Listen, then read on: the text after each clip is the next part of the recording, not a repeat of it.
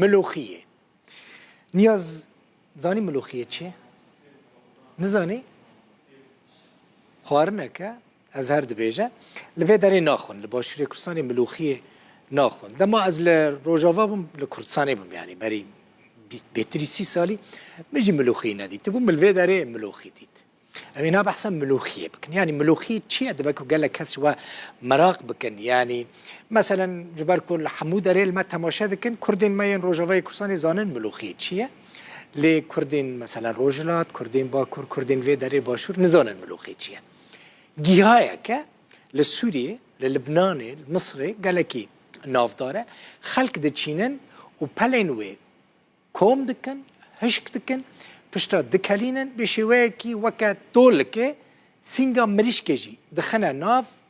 دخون خورنه که گلک خوشه یعنی چما بحثا ملوخیه دکن خوره بنیرن چه عجیب آنین سریوه ملوخیه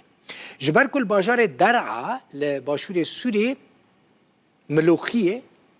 جبروه ملوخیه نخوشخانه که تایبت هاتیه گرتن چما بنیرن وزارت تندرستی سوریه دبیجه اونه ویدیو دا دبینن وان بریارا گرتنا نخوشخانه یرموک دانه ل درعا اف اوده که زاروک نوچی بونه اوده که نخوشخانه زاروکان لوی داره دپاریزن لی ممرده که کلور کار دکه اوده کریه جه هشکرنا ملوخیه هون دبینن د ویدیو دا اف ویدیو لسر طور انجواکی فراهی هاتا بلاف کرن وزارت تندرستی سوریجی نچار بو جبر في بن بيكرني وندبينن اف ملوخيه او جي اوديا نخوشخانه الويدري زاروك كنوتشي بويا الورد مينا دبن جافديريه دايا وجبر في كيجي وزارة التندرستي برياردا كوفي نخوشخانه بناوي يرموك لدرعا بكره